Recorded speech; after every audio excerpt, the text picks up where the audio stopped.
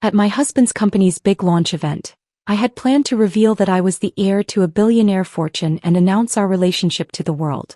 But when I walked in, I overheard him telling his coworker, "She's so naive. She has no idea what's really going on." That's when I saw them tangled up on the office bed. "She's so naive.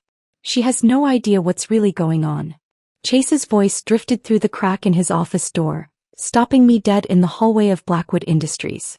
I'd come to surprise him before the launch event, wearing the emerald dress he'd bought me for our anniversary, clutching the speech cards where I'd written out my big revelation, that I wasn't just his supportive wife, but the Hawthorne pharmaceutical heir who'd been secretly funding his dreams. Leah Morrison's laugh followed, low and intimate. "How much longer do you plan to keep playing house with her?" Through the narrow opening, I saw them on his leather couch, the one I'd helped him pick out last spring. Her manicured fingers traced patterns on his chest while he played with her hair, both of them fully dressed but positioned in a way that suggested this wasn't their first stolen moment. Before we continue, I want to thank you for joining me in sharing stories of betrayal and triumph. If you believe everyone deserves to know the truth in relationships, please consider subscribing. It's free and helps us reach more people who need to hear this. My knees went weak. I pressed myself against the wall, grateful for its cold support against my back. The speech cards in my hand crumbled as my fist clenched involuntarily. 6 years. 6 years of pretending to be ordinary, of hiding my inheritance to ensure his love was real, and this was my reward. "Just until after tonight's launch," Chase said, his hand sliding down Leah's back. "Once the funding is secured, I can start the separation process. The prenup I had her sign protects everything I've built." Everything he'd built. With my money. With the anonymous investments I'd funneled through shell companies to save his failing startup 3 years ago, 2 years ago, and again last spring when he'd nearly bankrupted the company through poor management. The irony tasted bitter in my mouth. "What about her family?" Leah asked. "Doesn't she come from money or something?" Chase laughed and the sound made my stomach turn. "Her grandmother left her some jewelry she keeps hidden in the kitchen drawer. Thinks I don't know about it. Probably worth a few thousand. She pretends to be this simple freelance designer, but I've seen the way she looks at expensive things. Classic champagne taste on a beer budget. That's why I had to protect my assets with the prenup. The kitchen drawer where I kept my Cartier watch. My Van Cleef earrings. The Patek Philippe from my father. Items worth more than his entire company's quarterly revenue, hidden among mismatched spoons and expired coupons because I'd wanted him to love me for me, not for the Hawthorne billions that had been sitting untouched since my father died 2 years ago." "You're terrible," Leah said, but her tone suggested she found it charming. "What time should I meet you at the launch?" 7:30. "I'll introduce you to the board as our new head of research development. The position I told Brooke was going to Marcus from the Boston office." My hand found the wall again, needing its stability. Marcus didn't exist. I'd wondered about that name when Chase mentioned him last week, had even offered to help prepare his welcome packet. Chase had brushed me off, saying HR would handle everything. "And your wife won't suspect anything?" "Brooke." He said my name like it was something distasteful. "She'll be too busy playing the supportive wife role. He loves that stuff."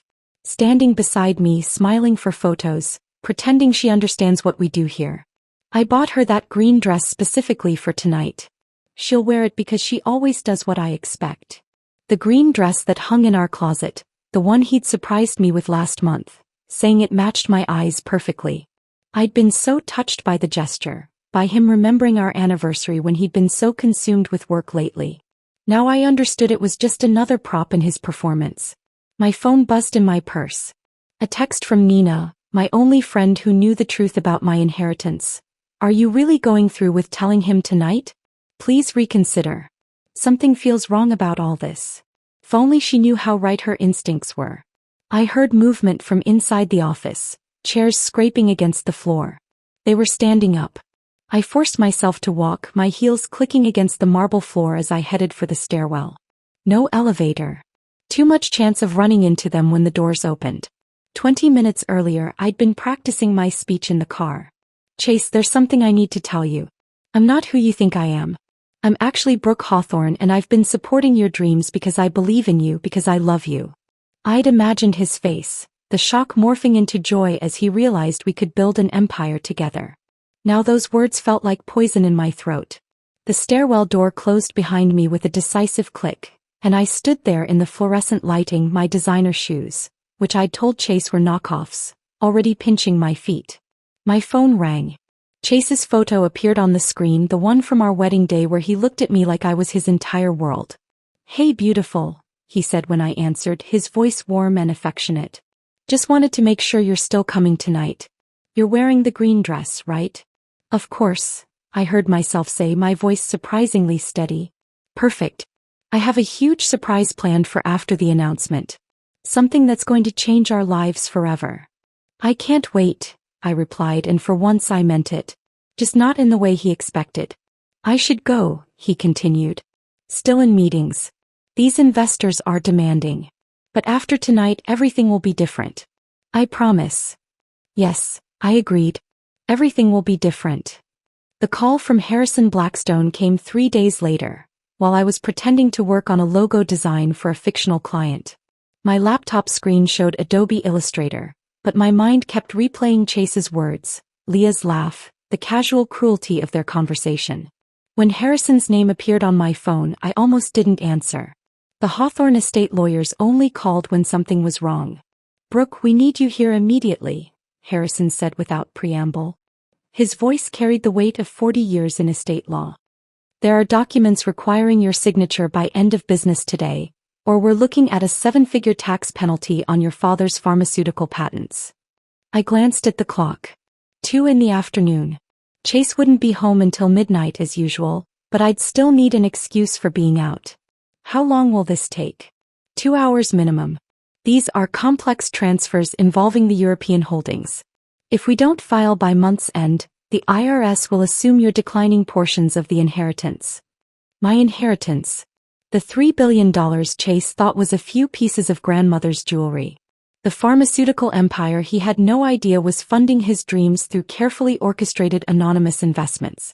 Every time Blackwood Industries nearly folded, a mysterious venture capitalist would appear with exactly the right amount to keep them afloat. Chase never questioned the timing. His ego wouldn't let him consider that someone was protecting him. "I'll be there in 40 minutes, I told Harrison, already fabricating the lie I'd tell Chase if he asked. A rush job from a demanding client. Another logo revision. The mundane fiction of my pretend career. The law offices of Blackstone and Associates occupied 3 floors of a building that screamed old money. Persian rugs that cost more than most people's cars.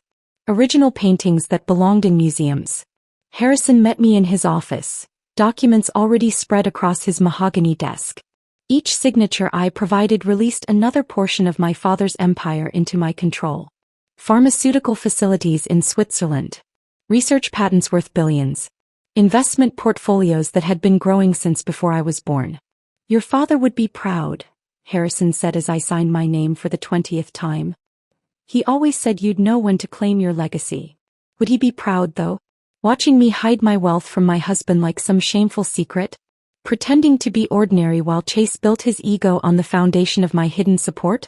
I was walking through Blackwood Industries' lobby 2 hours later, having decided to surprise Chase with coffee from his favorite shop, when I collided with Leah Morrison.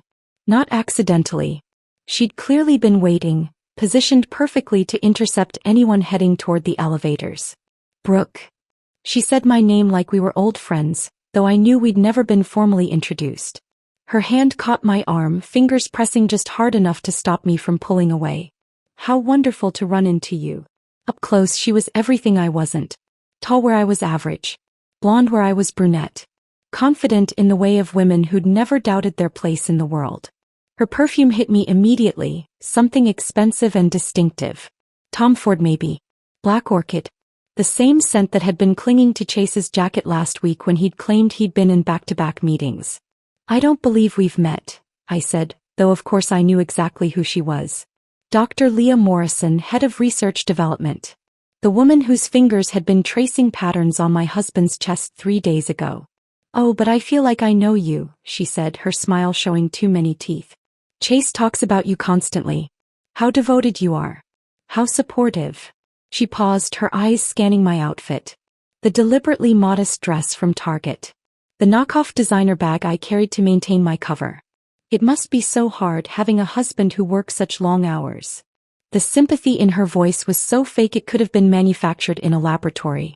She squeezed my arm again and I caught another wave of that perfume. Definitely black orchid. Definitely the same scent that had been on Chase's clothes. He's dedicated to his work, I replied, keeping my voice neutral. Oh yes, very dedicated. Something flickered in her eyes. Amusement maybe. Or triumph. We were just in a meeting until 3 this morning. Strategic planning for the launch. Your husband has such stamina. The coffee in my hand felt suddenly heavy. 3 in the morning. He texted me at 11 saying he was heading home soon. Another lie to add to the collection I was building. I should go, I said, stepping toward the elevator. Of course. She released my arm but leaned in close, her voice dropping to a whisper. That's a lovely dress, by the way. Target has such nice things these days. She walked away before I could respond, her heels clicking against the marble with the confidence of someone who'd already won a game I hadn't known we were playing. I stood there holding the coffee that was growing cold, wondering how she knew where I shopped. Had Chase told her? Laughed about his wife's bargain hunting while they conducted their strategic planning sessions? The surprise got worse that evening. Chase's mother Eleanor arrived unannounced at 7, using the spare key we'd foolishly given her for emergencies. I was setting the table with my grandmother's Bernardin china, the set worth $30,000 that I'd told Chase I'd found at an estate sale for $200. Brooke, darling, Eleanor said, though her tone suggested I was anything but. She air-kissed my cheek while her eyes catalogued everything wrong with our penthouse. I was in the neighborhood. She lived in Connecticut. Nothing about Manhattan was her neighborhood. Chase isn't home yet, I said, though she already knew that. She never visited when her son was around to buffer her criticisms. Perfect. We can have girl talk. She settled into our living room like a queen granting an audience. This place is looking rather tired, isn't it? Perhaps after the launch, you can afford to redecorate. The penthouse was immaculate. I'd spent a fortune making it appear middle-class comfortable while hiding anything that might reveal my wealth. But to Eleanor, who knew nothing of my inheritance, we were simply not good enough. We're comfortable, I said, pouring her wine from a bottle I'd claimed was from Trader Joe's but had actually cost $300. Comfortable. She said the word like it tasted bad. Well, I suppose that's something. Though at your age I'd already given Charles 3 children. Chase isn't getting younger, you know. The children conversation. We had it every time she visited. What she didn't know was that Chase had been postponing that discussion for 2 years, always claiming we needed to be more financially stable first. Now I wondered if he'd been waiting until he could leave me for Leah.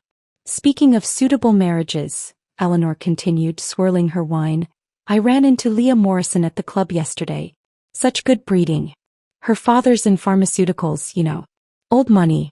The kind of background that would complement Chase's ambitions perfectly. The wine glass trembled in my hand. She seems nice. Nice. Eleanor laughed. Darling, she's exceptional. Harvard Medical School. Published researcher. The kind of woman who understands Chase's work. Her eyes fixed on me with surgical precision. Not that you don't try, dear. But some things require a certain level of sophistication. I served dinner on my grandmother's china while Eleanor continued her monologue about Leah Morrison's virtues. Each piece I set down was worth more than Eleanor's monthly mortgage, but she saw only what I wanted her to see. Mismatched Target plates. A middle-class wife playing dress-up in a world she didn't belong in. After she left, I was cleaning the kitchen when I found it. Chase's gym bag, forgotten in the corner behind the recycling. Inside, beneath his workout clothes, was a receipt that made my heart stop. The Ritz-Carlton, Boston. 2 nights. A king suite. The dates matched the weekend he'd claimed to be pulling all-nighters at the lab. Room service charges for breakfast for 2. Champagne delivered at midnight. When Chase finally came home at 11:30, I was still holding the receipt. How was Boston? I asked. He didn't even pause while hanging up his coat. What do you mean? I haven't been to Boston in months. I stood there holding the receipt while Chase hung up his coat, his lie about Boston hanging in the air between us like a physical presence. My hands weren't shaking anymore. They'd gone past that into a strange numbness that spread up my arms and into my chest. He walked past me toward the bedroom, loosening his tie, completely unaware that I held evidence of his deception in my hands. The next morning, I called in sick to my fictional freelance projects and did something I'd never done before. I followed my husband. He left at 8:30, normal time, normal routine. Kissed my cheek with lips that had probably kissed Leah in that Boston hotel room. Told me not to wait up because Tuesday meetings always ran late. Tuesday. I made a mental note. At noon, I positioned myself at a coffee shop across from Chez Laurent, the French restaurant where Chase claimed he could never get reservations. Through the window, I watched him arrive first, checking his watch, smoothing his hair. He'd changed shirts since this morning. The blue one I'd bought him for Christmas replaced with the gray one Leah had complimented at last month's company dinner. She arrived 10 minutes later, and the way his face lit up made my chest constrict. He stood to greet her, his hand lingering on her lower back as he guided her to their table. A corner booth, intimate and partially hidden from view. The waiter brought champagne without being asked. This was clearly their regular spot, their regular Tuesday routine. Her hand reached across the table, fingers intertwining with his while they looked at menus they probably knew by heart. She threw her head back laughing at something he said, and he watched her with an expression I recognized. The same way he used to look at me when we were dating, when I was still mysterious and exciting, before I became furniture in his carefully constructed life. When they left at 2:30, Chase helped her into her coat with such tenderness that I had to look away. His hands lingered on her shoulders, adjusting the collar, tucking a strand of hair behind her ear. The same gestures he'd once reserved for me, now performed on a sidewalk in broad daylight where anyone could see. Where his wife could see. I drove to Nina's apartment instead of going home. She took one look at my face and pulled me inside, already reaching for the wine. We sat on her couch, the same one where she'd helped me practice my revelation speech just 2 weeks ago, back when I thought my biggest problem was timing the announcement perfectly. I have to tell you something, Nina said suddenly, her hands twisting in her lap. I've been trying to figure out how to say this for weeks. The wine in my glass sloshed dangerously as I set it down. What? 3 weeks ago, I was downtown looking for a birthday gift for my mom. She was crying now, tears streaming down her face. I passed Cartier and through the window I saw Chase. He was with a blonde woman. He was trying on rings, Brooke. Engagement rings. The room tilted slightly. I gripped the couch cushion to steady myself. Leah. You know her. She works at Blackwood. Head of Research Development. The words came out mechanical, like I was reading from a company directory. Harvard Medical School. Old money. Good breeding, according to Chase's mother. Nina grabbed my hands, her own trembling. He was buying her a ring, Brooke. The sales associate was bringing out different settings. She was posing with each one, taking selfies. They looked so happy. I wanted to storm in there to scream at him, but I froze. I've been carrying this guilt for 3 weeks. I'm so sorry I didn't tell you sooner. An engagement ring. While he was still married to me. While he was still coming home to our bed, eating dinners I cooked, playing the devoted husband at company functions. The audacity of it stole my breath. When did you say this was? I asked, my mind racing through dates. 3 Tuesdays ago. Around 2 in the afternoon. Tuesday. Their regular day. Lunch at Chez Laurent followed by ring shopping. How romantic. How perfectly planned. I wondered if he'd already proposed, if she was wearing the ring somewhere I couldn't see it, or if he was waiting until after the launch. After he'd secured his funding and could dispose of me without risking his company. That night I waited until Chase was deeply asleep, his breathing even and heavy. His phone was charging on his nightstand, but I didn't need it. I had something better. Access to our joint accounts, the ones he didn't know I monitored through my own banking app. I sat at the kitchen table with my laptop, the screen brightness turned down low, and started digging. There they were, small transfers every week. 500 here, 700 there, always to the same account number I didn't recognize. The transfers had been happening for over a year, labeled as investment planning or portfolio diversification. $50,000 systematically moved out of our joint savings. But I knew those patterns. I'd managed hundreds of millions in Hawthorne funds, had seen every type of financial maneuvering possible. This wasn't investment planning. This was an exit strategy.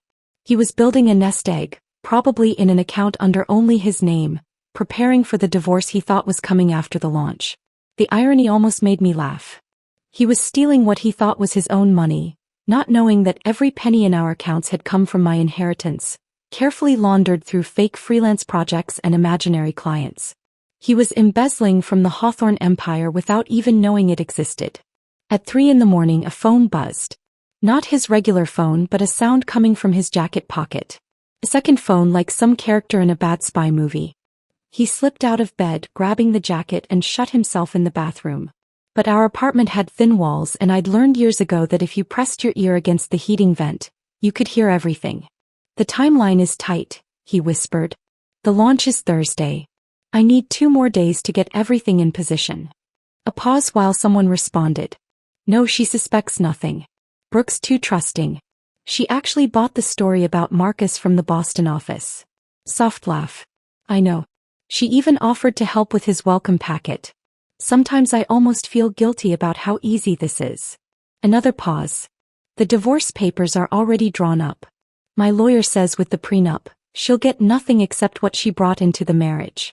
Which is basically some old jewelry and whatever she's saved from her little design projects. My little design projects that had funneled $3 million into Blackwood Industries over the past 6 years. After the launch, after the investors sign off, I'll tell her. Friday morning. I want to do it in person, at least give her that much respect. Respect. The word made bile rise in my throat. I love you too, he whispered, and my heart finally, completely shattered. Just 2 more days and we can stop hiding. The bathroom door opened. I forced my breathing to remain deep, and even as he slipped back into bed.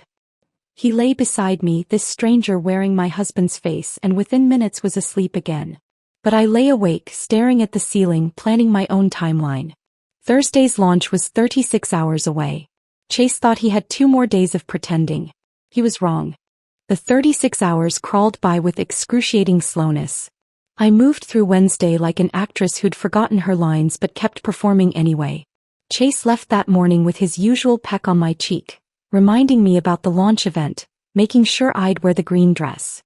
I smiled and nodded, playing the devoted wife one final time while my insides churned with the knowledge of what was coming. Thursday arrived heavy with humidity that made the air feel thick and suffocating.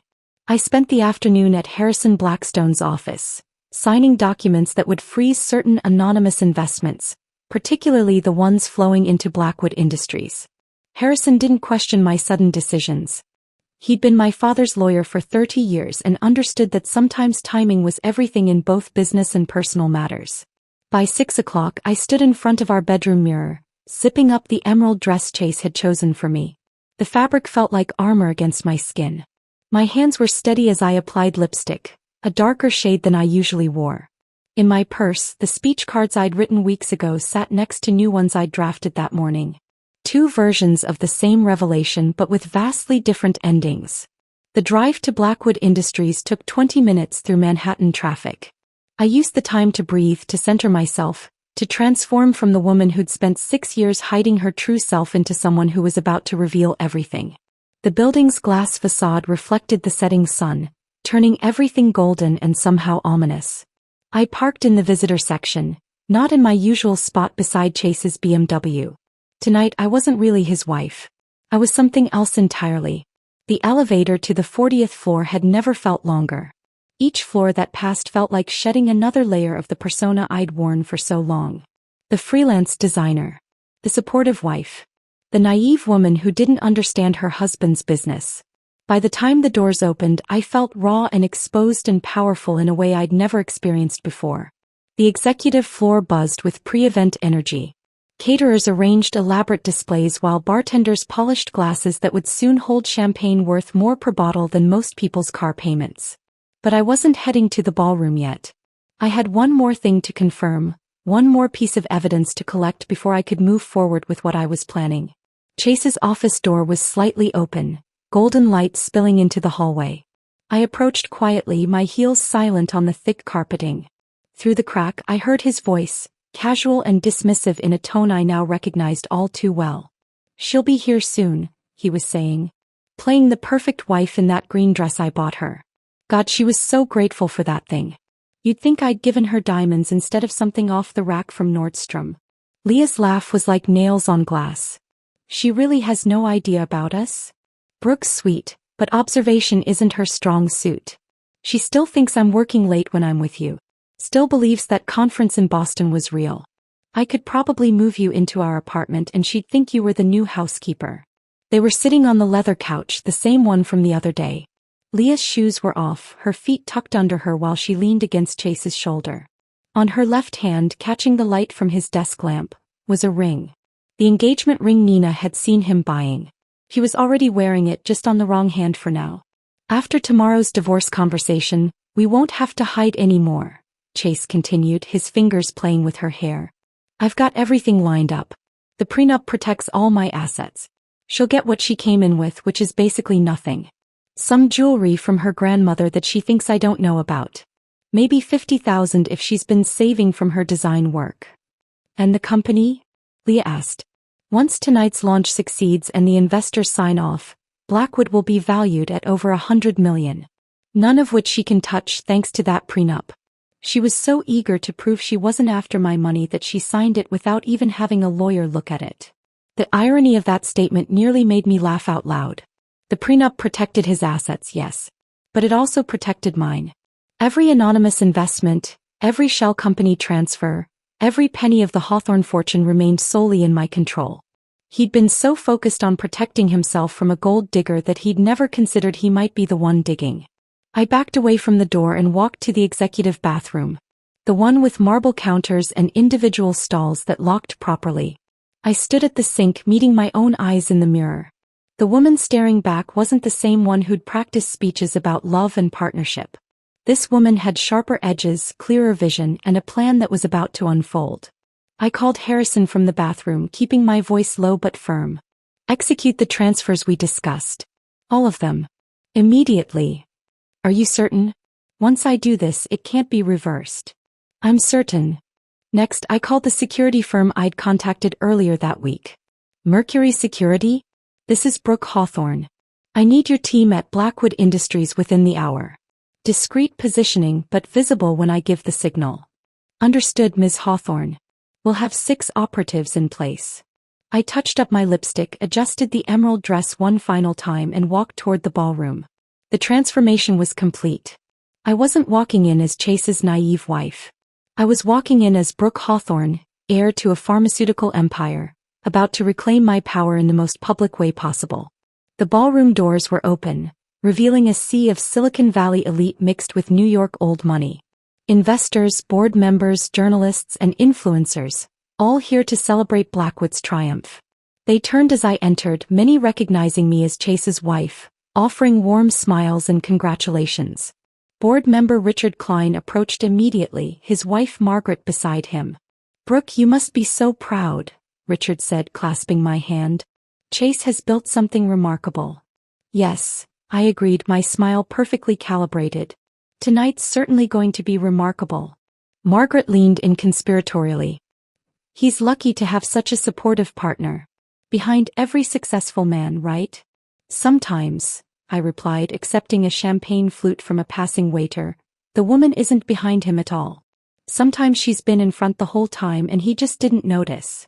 They laughed, taking it as a joke. If only they knew how literal I was being. I moved through the crowd, accepting congratulations and praise for Chase's success, each compliment adding fuel to the fire burning in my chest. Several people mentioned how fortunate Chase was to have me, how my support must have meant everything during the difficult early years. "More than you know," I told each of them, smiling wider with every passing minute. The champagne flute felt weightless in my hand as I watched the crowd shift and swirl around the ballroom like schools of expensive fish. Through the floor-to-ceiling windows, Manhattan glittered below us, unaware that 40 floors up, a marriage and a company were about to implode in front of 300 witnesses. The lights dimmed slightly and Chase appeared at the podium, his confidence radiating across the room. He looked every inch the successful CEO in his tailored Tom Ford suit, the one I'd bought him last year with Hawthorne money he didn't know existed. Behind him, a massive screen displayed the Blackwood Industries logo, sleek and modern, built on lies and anonymous investments from a wife he thought was nobody special. "Ladies and gentlemen," Chase began, his voice carrying that practiced warmth he deployed at investor meetings. "Tonight marks the culmination of 6 years of innovation, dedication, and breakthrough science. Blackwood Industries stands ready to revolutionize genetic therapy, and we couldn't have done it without each and every one of you." The crowd applauded politely. I noticed Leah positioning herself near the stage, close enough to be seen but not so close as to appear presumptuous. She'd changed since this afternoon, now wearing a black cocktail dress that probably cost more than she supposedly earned in a month. The engagement ring was gone from her right hand, likely hidden in her purse until the appropriate moment. Chase continued his speech, outlining projections and market opportunities, using words like synergy and paradigm shift that made investors reach for their checkbooks. He was good at this, I had to admit. The performance, the commanding presence, the ability to make people believe in his vision. He just hadn't realized his entire vision had been funded by the woman he'd called naive 4 hours ago. "Before we continue with the technical presentation," Chase said, his smile broadening, "I want to take a moment to thank someone very special. My wife, Brooke, who has been my rock throughout this journey. Sweetheart, would you come up here?" The crowd turned to me, applauding warmly. This wasn't part of the script, at least not the one I'd prepared for. But Chase loved his gestures, his public displays that made him look like the devoted husband. I set down my champagne and walked toward the stage, my heels clicking against the marble floor with metronomic precision. Each step felt like walking toward my own execution and my resurrection simultaneously. Chase extended his hand to help me up the 3 steps to the stage. His palm was dry and warm, the hand of someone utterly confident in his control of the situation. He pulled me close, kissing my cheek for the cameras that were already flashing. "Isn't she wonderful?" he said into the microphone, his arm around my waist possessively. 6 years of supporting my dream, never complaining about the late nights or the endless meetings. I couldn't have done this without her. The irony of that statement nearly made me laugh. He literally couldn't have done it without me, just not in the way he was implying. The crowd applauded again, and I saw several board members' wives dabbing at their eyes, moved by this display of marital devotion. "Actually," I said, my voice carrying across the room before Chase could continue, "I have something I'd like to share as well." Chase's arm tightened around my waist, but his smile never wavered. "Of course, darling," he said, though I caught the flash of annoyance in his eyes. "This wasn't planned. I wasn't supposed to speak." I gently extracted myself from his grip and took the microphone. The weight of it felt right in my hands, like a weapon I'd been waiting to wield. The room fell silent, hundreds of faces turned up toward the stage, expectant and curious. "Thank you all for being here tonight," I began, my voice steadier than my heartbeat. "This is indeed a momentous occasion, and I'm honored to be part of it. Chase is right that I've been supporting his dream for 6 years. What he doesn't know is exactly how much support I've been providing." A ripple of confusion passed through the crowd. Chase's hand touched my elbow, a warning disguised as affection. "You see," I continued, stepping away from his reach, "Chase has had an anonymous investor these past 6 years. Someone who believed in his vision enough to invest millions when banks wouldn't lend him a penny. Someone who saved Blackwood from bankruptcy not once, not twice, but 3 times. The confusion in the room shifted to interest. Phones appeared in hands, sensing something newsworthy was happening. Chase's face had gone very still, the kind of stillness that precedes either flight or fight. "That investor," I said, looking directly at Chase now, "was me. Brooke Hawthorne, sole heir to Hawthorne Pharmaceuticals, and the woman you called naive this afternoon while you were wrapped around Leah Morrison on your office couch." The gasp that went through the room was almost physical, like all 300 people had inhaled simultaneously. Chase's mouth opened, closed, opened again, like a fish suddenly removed from water. His hand shot out to grab the microphone, but I stepped back, keeping it out of his reach. "That's ridiculous," he managed to say, his voice carrying even without amplification. "Brooke, what are you doing?" I pulled out my phone, connecting it to the presentation system with the click of a button. Harrison Blackstone had arranged this technical capability yesterday, ensuring I could display whatever I needed on the massive screen behind us. The first document appeared. Bank records showing transfers from Hawthorne Holdings to Blackwood Industries, dated and documented, millions of dollars flowing from my inheritance into Chase's company. "Every major funding round," I said, my voice growing stronger with each word, "every emergency injection of capital, every bridge loan that kept this company alive came from Hawthorne money. My money. The money Chase didn't know I had because I wanted to be sure he loved me for myself, not my inheritance. The screen changed to show a photo Harrison had provided. My father and me at a Hawthorne board meeting 5 years ago, clearly identifying me as his daughter and heir. Then another document. The shell company paperwork showing how the investments had been structured to remain anonymous. Leah had started moving toward the exit, but the Mercury security personnel were already in position, their presence subtle but effective.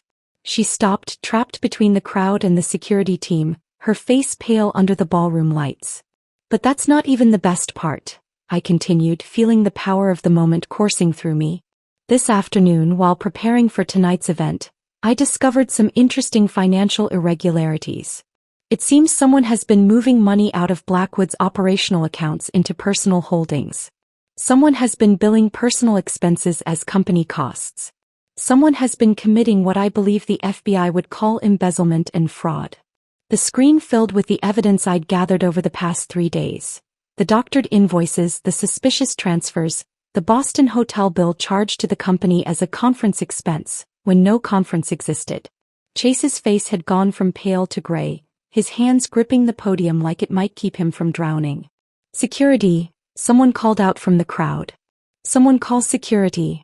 But the security team was mine, and they weren't moving except to keep the exits controlled. The crowd had become a living thing, phones raised, recording everything, the silence replaced by urgent whispers and the rapid-fire clicking of photos being taken. I've already forwarded this information to the appropriate authorities, I announced, looking directly at the crowd of investors and board members. I imagine they'll have questions about where their money actually went. The elevator descended in silence while behind me, the ballroom erupted into chaos. Through the closing doors, I caught a glimpse of board members surrounding Chase, their faces twisted with rage, while reporters pushed forward with microphones and cameras. The Mercury security team held their positions, ensuring order but not protecting Chase from the consequences that were finally catching up to him. My phone started vibrating before I even reached the parking garage. Chase's name flashed on the screen, call after call that I let go to voicemail. Then came the texts, rapid fire and increasingly desperate. What have you done? We need to talk. This is insane. You don't understand what you've just destroyed. Answer your phone now. I turned the device to silent and slipped it into my purse as I walked to my car. The valet, a young man who'd always been kind to me, handed over my keys with wide eyes. He'd clearly heard what had happened upstairs. News traveled fast in buildings like this, especially when it involved public humiliation and federal crimes. The drive to our penthouse took 15 minutes through unusually light traffic. I used the time to call Harrison Blackstone, who answered on the first ring despite it being nearly 10 at night. I watched the live stream, he said without preamble. Several reporters were broadcasting. You handled that remarkably well. I need the divorce papers filed first thing tomorrow morning, I said, my voice surprisingly steady. And I need you to freeze all joint assets immediately. Already in motion. I took the liberty of preparing everything after our meeting yesterday. The prenuptial agreement Chase insisted on is actually quite favorable to you, since it protects all premarital assets and inheritances. He essentially locked himself out of the Hawthorne fortune without realizing it existed. The irony of that wasn't lost on me. Chase had been so concerned about protecting his future earnings from a gold-digging wife that he'd signed away any claim to my billions. His lawyer had probably congratulated him on his foresight. I reached the penthouse and found the locks already changed. Building management moved fast when Harrison Blackstone called. My new keys worked perfectly, and I entered what had been our home but now felt like a crime scene I needed to process and evacuate. My phone continued its relentless buzzing. The messages from Chase had evolved from anger to bargaining. We can work this out. Think about what you're throwing away. 6 years, Brooke. Doesn't that mean anything? I made mistakes but we can fix this. Please just talk to me. I moved through the apartment methodically, taking only what had been mine before Chase entered my life. My grandmother's Bernardin china, carefully wrapped in tissue paper. The photo albums from my childhood that I'd hidden in the closet. The jewelry I'd kept concealed in the kitchen drawer, including the Cartier watch and Van Cleef pieces that were worth more than Chase's car. Everything else. The furniture we'd chosen together, the art we'd bought on our honeymoon, the expensive gifts he'd given me over the years, I left behind. They were props from a performance I was no longer participating in. Nina arrived at midnight with boxes and fierce loyalty. She took one look at my face and pulled me into a hug that nearly broke my composure. "I'm proud of you," she whispered. "What you did tonight was incredible." "I feel numb," I admitted, continuing to pack while she helped. "I thought I'd feel vindicated or angry or something, but I just feel empty." "That's shock," she said, wrapping another piece of china. "The emotions will come later. Right now we just need to get you out of here." Chase's messages had shifted again, this time toward threats. "You've destroyed everything I've worked for. The FBI is seizing our accounts because of your stunt. My lawyers will bury you. You think you've won, but this isn't over. No one humiliates me like this." I showed them to Nina, who immediately forwarded them to Harrison. Evidence of harassment would be useful if Chase decided to escalate beyond angry texts.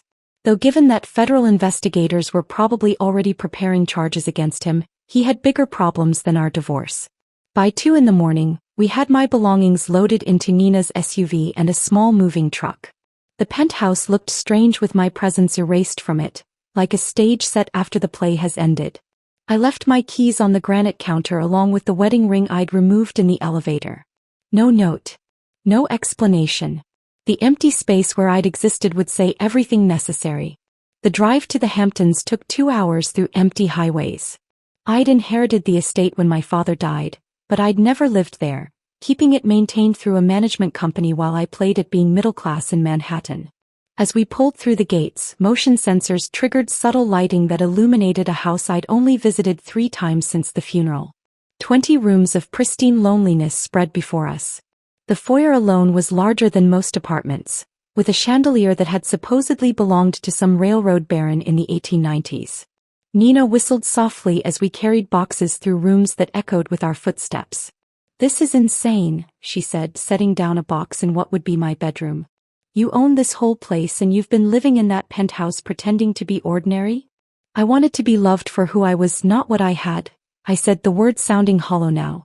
"Look how well that worked out. We found champagne in the wine cellar, vintage bottles worth thousands, and drank it from paper cups we'd brought from a gas station. The contrast seemed appropriate somehow, sitting in a mansion worth $40 million, drinking champagne from convenience store cups while my marriage imploded across every media platform in the country." Harrison called at 4 a.m. "Federal agents raided Blackwood Industries an hour ago. They're seizing all computers and financial records. Chase has been taken in for questioning. Leah Morrison as well." "Already?" I sat up straighter in my father's leather desk chair, the one he'd imported from England decades ago. "Your documentation was very thorough.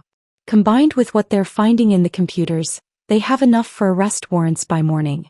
Also, 3 major investors have already filed civil suits against Chase personally. The prenup won't protect him from those." After Harrison hung up, I turned on the television in my father's study.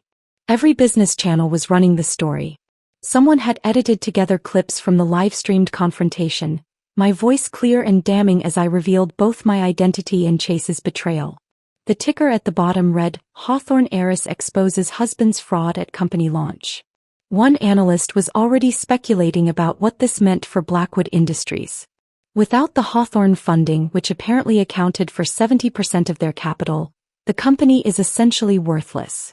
Add in the fraud allegations and the FBI investigation, and we're looking at complete collapse by market open. Nina found me there as sunrise painted the ocean visible through the study windows. She brought coffee in actual mugs this time, and we sat together watching my old life dissected by strangers on television. "How do you feel?" she asked carefully. I considered the question. In 12 hours, I'd gone from being Chase's naive wife to exposing myself as a billionaire heiress who'd taken down her husband's company on live television. My phone showed hundreds of messages from numbers I didn't recognize. Reporters probably, or people who suddenly remembered we'd been friends in college. "Free," I said finally and meant it. The word "free" had barely left my lips when Nina's phone buzzed with a news alert.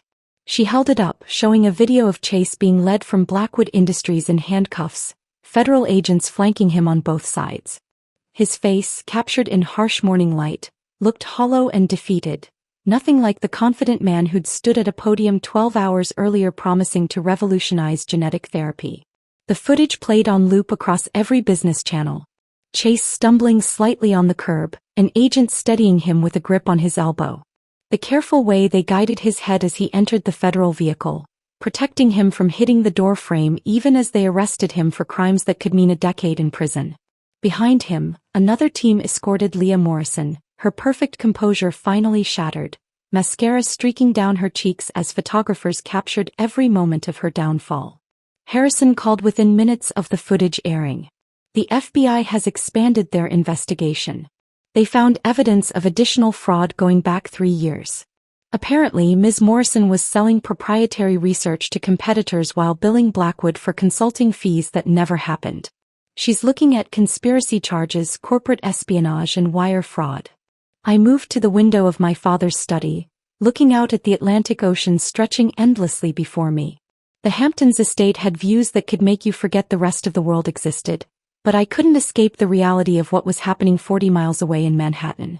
My phone showed 73 missed calls from Chase, 20 from numbers I didn't recognize and 1 from Eleanor, Chase's mother. That one I almost answered, then thought better of it. She could wait. The bankruptcy proceedings moved with stunning speed. By the following Tuesday, less than a week after the launch event, Blackwood Industries had filed for Chapter 7 liquidation. The investors who'd threatened civil suits had frozen what few assets remained, and without the Hawthorne funding that had kept it afloat, the company collapsed like a house built on sand. Harrison arranged for Hawthorne Pharmaceuticals to bid on the patents and research assets. A formality really, since no other company wanted to touch anything associated with the scandal.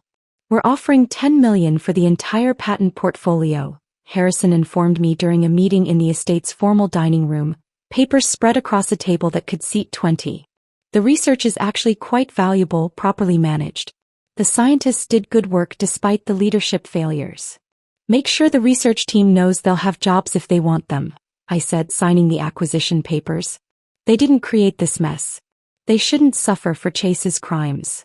The auction itself took place in a sterile conference room in Lower Manhattan. I didn't attend, but Harrison's associates sent updates. Chase's executive team watched their life's work get carved up and sold for pennies on the dollar. The legitimate assets went to Hawthorne. The office furniture and equipment went to liquidators. The executive floor's expensive furnishings, including Chase's precious awards and diplomas, sold for less than $1,000 total. Eleanor finally reached me on day 8, after I'd ignored 6 voicemails that progressed from demanding to desperate.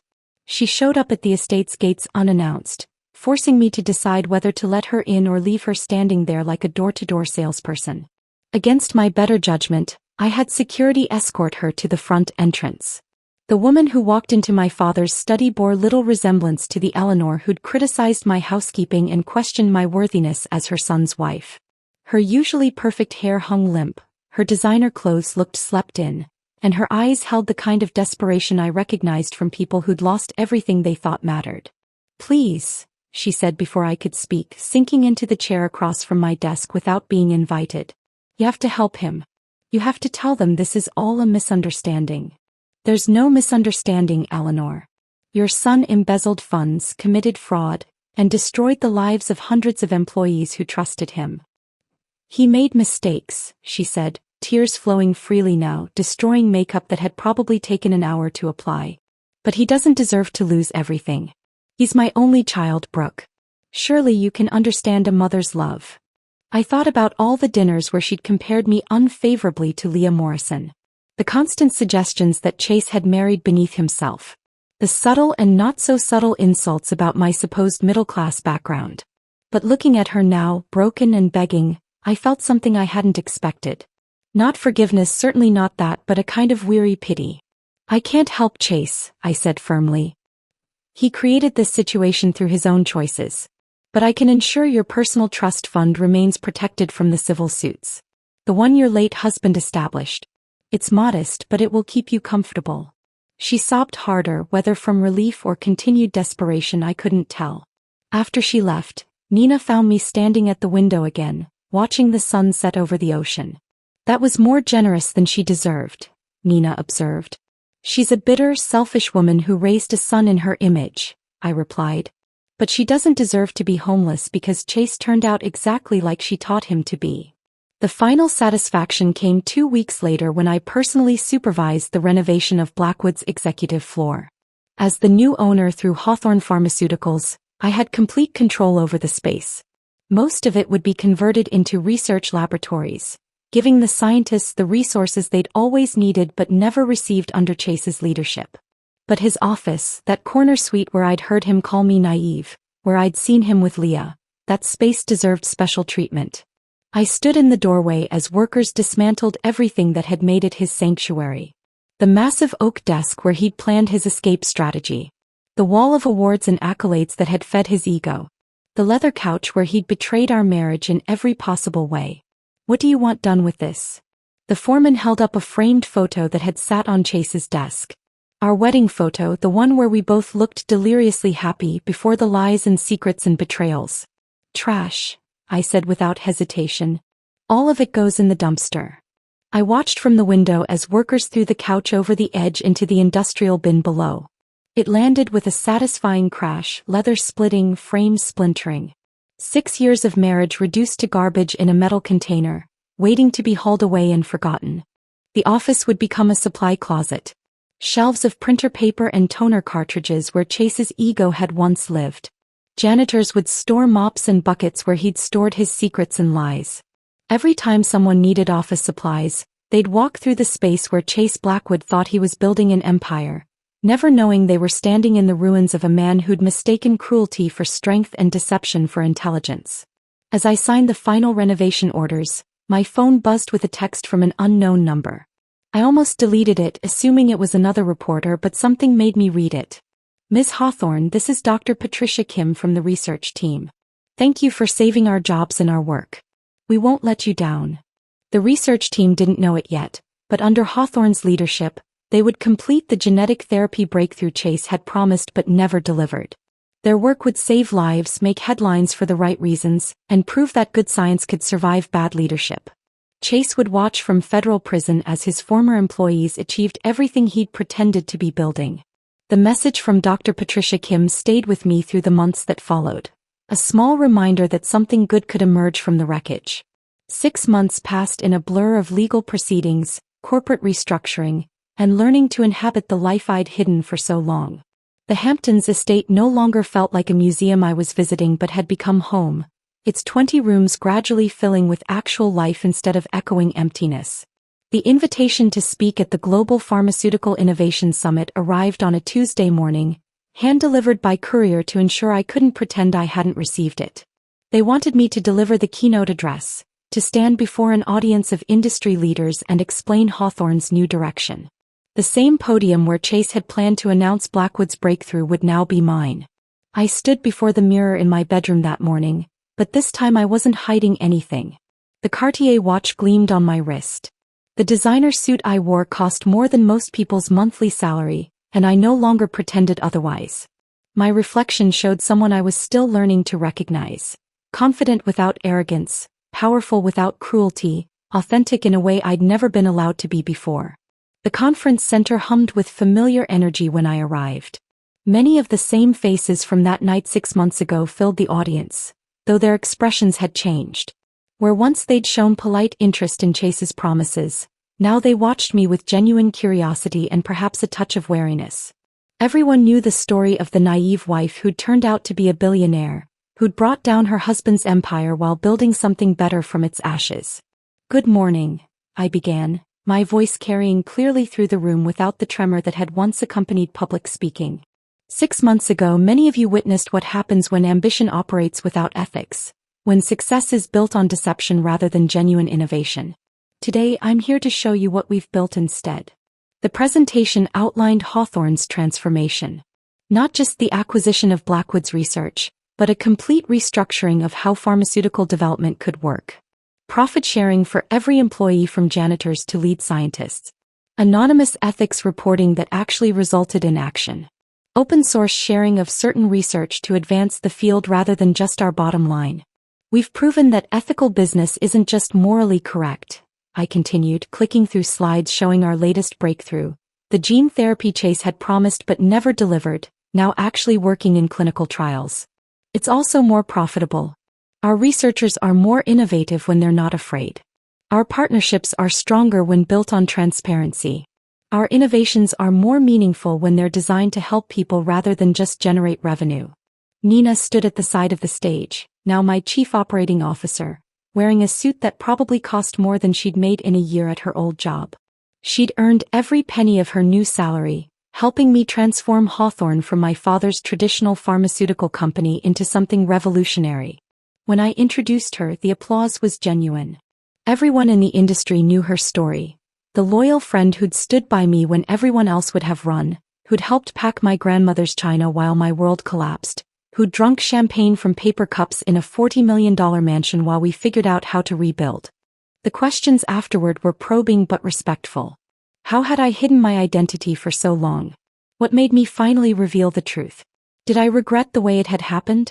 I answered honestly, admitting that living a double life had been exhausting, that love had made me do foolish things, that sometimes the truth needs a dramatic reveal to be believed. 3 hours later, I was walking toward my car when I saw him. Chase stood outside the federal courthouse 2 blocks away, his lawyer beside him, both in dark suits that couldn't hide the defeat in their postures. The sentencing had been that morning. I'd known but chosen not to attend. Seeing him now was like spotting a ghost of someone who'd once mattered but had become irrelevant. He saw me at the same moment and froze. 5 years of minimum security had just been handed down, the judge apparently unmoved by his lawyer's arguments about first-time offenses and previous good character. He'd serve at least 3 before possibility of parole. His lawyer tried to guide him away, but Chase pulled free and walked toward me with the determined stride of someone with nothing left to lose. "Brooke," he said when he was close enough that I could see the lines around his eyes, the gray threading through his hair that hadn't been there 6 months ago. I waited, saying nothing, giving him no encouragement or acknowledgement beyond meeting his gaze. "I just wanted to say," he paused, seeming to search for words that might matter. "You destroyed everything." "No," I replied calmly. "I revealed everything. There's a significant difference. You planned it all along. Hiding who you were, waiting for the perfect moment to humiliate me." I almost laughed at his narcissism, still intact despite everything. "You're still trying to make yourself the victim in this story. I hid who I was because I wanted to be loved for myself. You hid who you were because you were planning to rob me. We are not the same." He stepped closer and I saw his lawyer tense, probably worried about violating some court order. "You were so naive," he said, echoing the words that had started everything. "You actually believed in love." "You were right about one thing," I said, my voice steady as granite. "I was naive. But naivety can be cured with experience.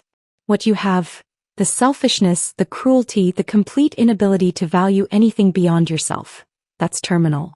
His face flushed red, but before he could respond, his lawyer grabbed his arm and forcibly walked him away. I watched them go, feeling nothing but a vague sense of closure. Chase would spend the next 5 years in federal prison, then emerge to find an industry that had moved on without him, where his name was synonymous with scandal rather than success. That evening, I sat in my father's study as sunset painted the ocean in shades of amber and gold. In my hands was the letter he'd left with the estate documents, one I'd read 100 times but only now truly understood. "My dearest Brooke," it began in his precise handwriting. "If you're reading this, then you've finally claimed your inheritance.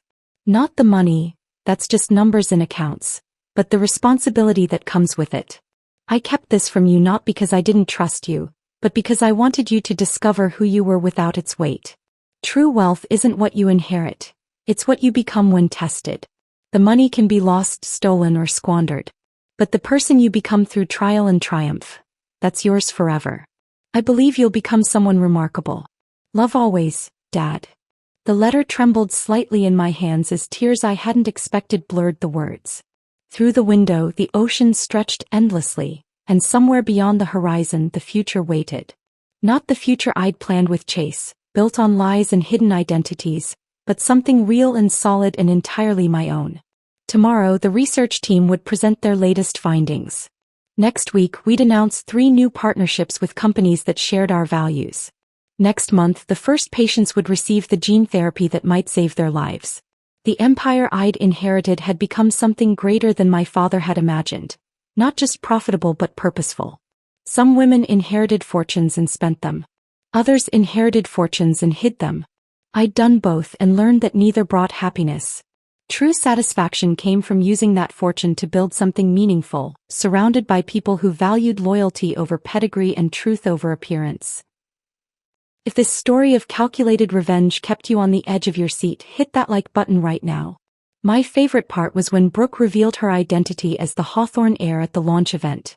Watching Chase's face drain of color as he realized his naive wife had been funding his dreams all along. What was your favorite moment of sweet justice? Drop it in the comments below. Don't miss more thrilling stories like this. Subscribe and hit that notification bell so you never miss an upload.